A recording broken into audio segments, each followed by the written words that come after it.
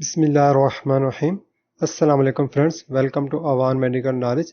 आज हम जिस फार्मास्यूटिकल प्रोडक्ट के बारे में बात करेंगे वह है नेक्सियम कैप्सूल, जो कि 20 mg और 40 mg की पोटेंसी में अवेलेबल होती है।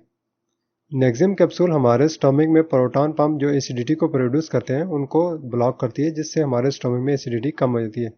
इसलिए नेक्सियम कैप्सूल को हमारे मैदा, गज़ा की नाली और छोटी आंत से रिलेटेड जो प्रॉब्लम्स होती हैं जैसा कि हार्ट बर्न, एसिड रिफ्लक्स और स्टोमिक या ड्यूडेनम अल्सर वगैरह के लिए रिकमेंड किया जाता है।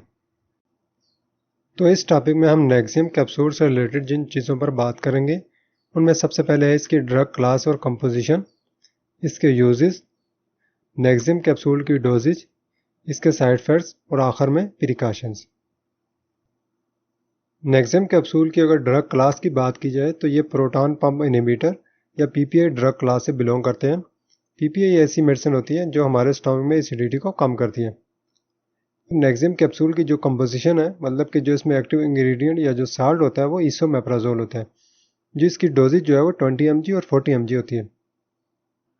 तो नेक्स्ट हम बात करते हैं नेक्सियम कैप्सूल के यूजेस के बारे में। सबसे पहले जिस स्टमक डिजीज़ के लिए नेक्सियम कैप्सूल को यूज़ किया जाता है वह है जर्ट यानी गैस्ट्रोएसोफेगल रिफ्लक्स डिजीज़। जर्ट जो एक डाइजेस्टिव डिसऑर्डर है जिसमें हमारे स्टमक का एसिड हमारे गज़ा की नाली या एसोफेगस में आकर इसको डैमेज करता है, इसको इरिटेट करता है।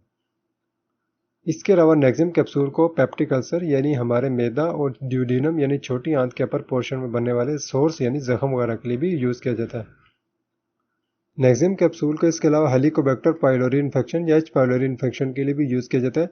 एच पाइलोरी एक किस्म के बैक्टीरिया होते हैं जो हमारे स्टमक में पेप्टिक अल्सर बना देते हैं, जिससे हमारे स्टमक की इनर लाइनिंग में इन्फ्लेमेशन होती है और बहुत ज़्यादा इरिटेशन रहती है।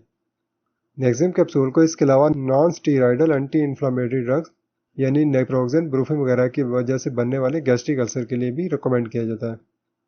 नेक्सियम कैप्सूल को इसके अलावा जुलिंगर रिलीजन सिंड्रोम, जो कि डाइजेस्टिव डिसऑर्डर है जिसमें हमारे स्टमक में बहुत ज़्यादा एसिडिटी बनती है और जिसकी वजह से हमारे स्टमक में पेप्टिक अल्सर बन जाते हैं, तो इसके लिए भी इसको रिकमेंड किया जाता है।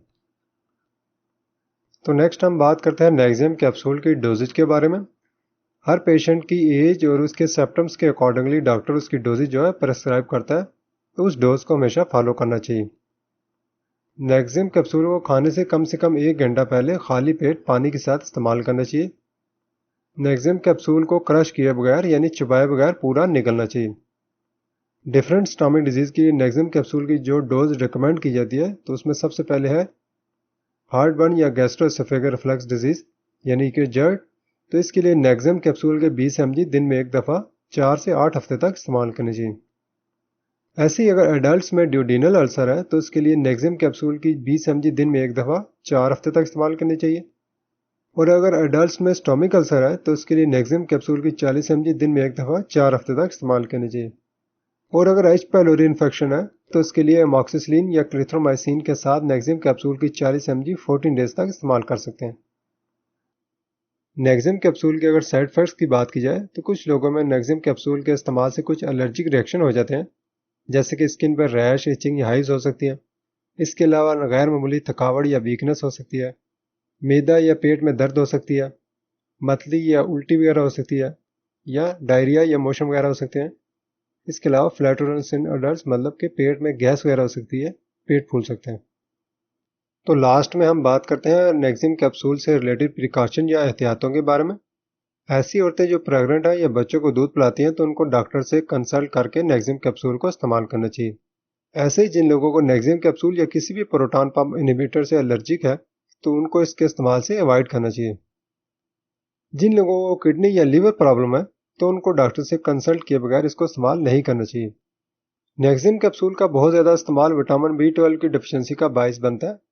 नेक्सियम कैप्सूल के बहुत ज़्यादा इस्तेमाल से विटामिन डी की डेफिशिएंसी भी हो जाती है, जिससे 50 साल से ज़्यादा उम्र के लोगों में बोन फ्रैक्चर का रिस्क जो है वो बढ़ जाता है। ओके फ्रेंड्स, तो ये हमारा आज का टॉपिक था नेक्सियम कैप्सूल से रिलेटेड।